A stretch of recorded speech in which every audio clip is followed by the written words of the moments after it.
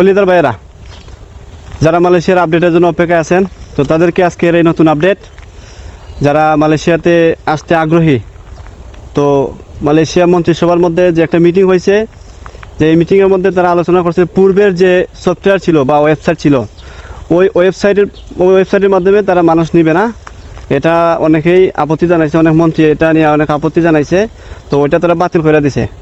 তো এখন নতুন কোনো সফটওয়্যার বা নতুন কোনো ওয়েবসাইট যদি চালু হয়, সেই সিস্টেমে ওরা মানুষ নিবে।